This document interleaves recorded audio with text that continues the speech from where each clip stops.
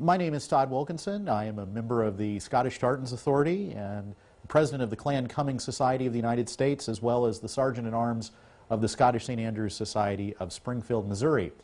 I had hoped to be in attendance at the National Capital Tartan Day Committee Symposium on state tartans, but as Robert Burns so wisely noted many years ago, the best laid schemes of mice and men gang after gley, and so I was not able to join you today. However, thanks to modern technology, and especially to our college's media production coordinator, Christina Bridges-Templeton, I can be with you today virtually to present a few brief remarks on the Iowa and Louisiana state tartans. While I was not involved in the design or adoption of either tartan, both have personal significance for me. My own Scottish and Scots-Irish ancestors immigrated to Iowa and have made that state their home since the mid-19th century. My wife, Paige, who is mostly of New Orleans Creole and Louisiana Cajun ancestry, although she's very proud to have been born in Dallas, Texas, has worn the Louisiana tartan to our Scottish Society functions for a number of years to symbolize her own heritage.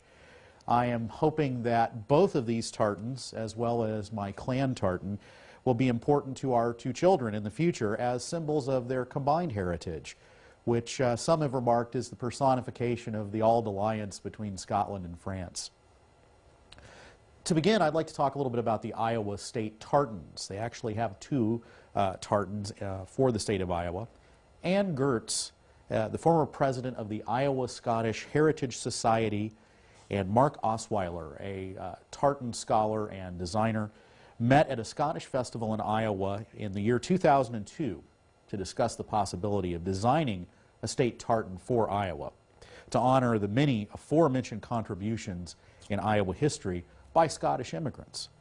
Osweiler, who was born in Iowa, who is a member of the Scottish Tartans Authority, had already designed a tartan for Minnesota that same year, and I believe that there will be representatives from Minnesota today talking about that tartan here at the symposium. As Osweiler began the design process, he designed over 50 different computer-generated tartans based on the suggestions of the officers and members of the Hawkeye Grand Gaelic Isles Society, or Haggis, very clever there, of Cedar Rapids, Iowa. This is one of the 3 regional chapters of the Iowa Scottish Heritage Society.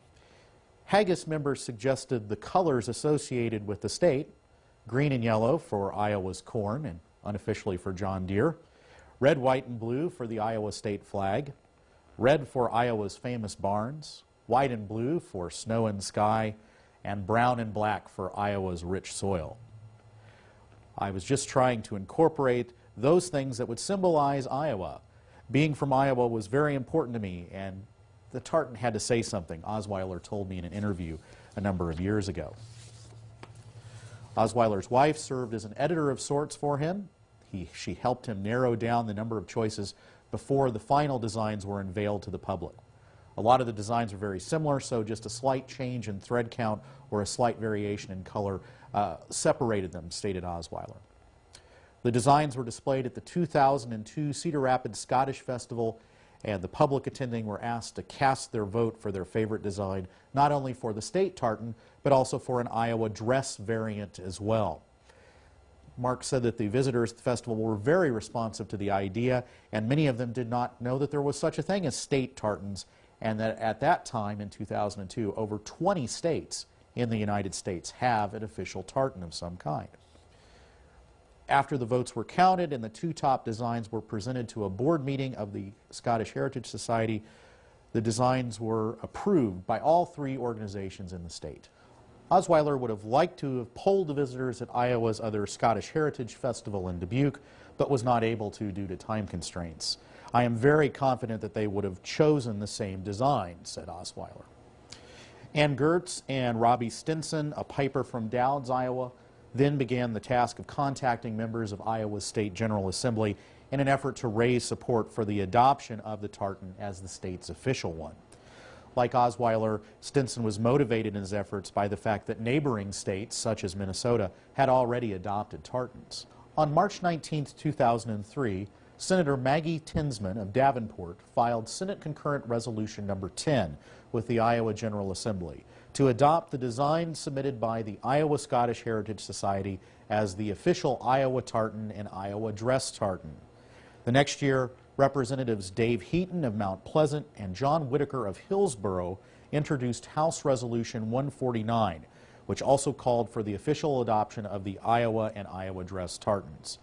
Representative Heaton noted that there was strong support for such a good gesture in the Iowa General Assembly when the resolution was brought to a vote.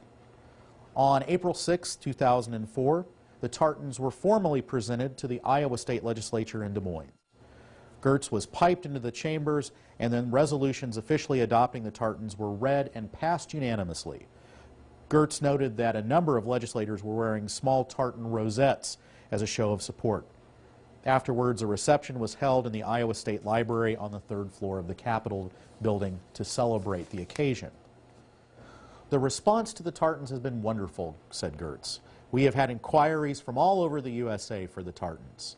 And she noted that the Iowa tartan has officially been adopted by the Waukee High School band in Iowa as their official pipe band uniform. Mark Osweiler noted that he was very proud of this fact, that while the Minnesota tartans were his first designs, no pipe band in Minnesota has adopted those tartans as of yet. So now a group of high school bagpipers are actually wearing the Iowa State tartan. Next, I'd like to talk about the Louisiana tartan. Well, like many other American state tartans, the Louisiana tartan was a product of a number of Scottish and Celtic organizations in the state of Louisiana working together to design, register, and present a tartan to the state legislature for official recognition. The Louisiana tartan was designed by Caledonian Society of Baton Rouge member Joe Campbell, and the tartan consists of 4 colors, namely blue for the lakes, skies, bayous, and waterways, green for agriculture and the forests of Louisiana, white for rice, sugarcane, cotton, and magnolia trees, and black for petroleum and other natural resources of the state. The tartan itself was based in design on the United States or St. Andrews bicentennial tartan, which came about in the 1970s. If you wish to see how the tartan progressed in design change, you can visit the Caledonian Society of Baton Rouge's website, which has a very interesting article about that process. Originally, after Campbell designed the tartan and a final design was selected by the Scottish societies, a sample was sent to Louisiana Governor Mike Foster in 2000, who then informed the Caledonian Society that the tartan would need to go through the legislature for official recognition.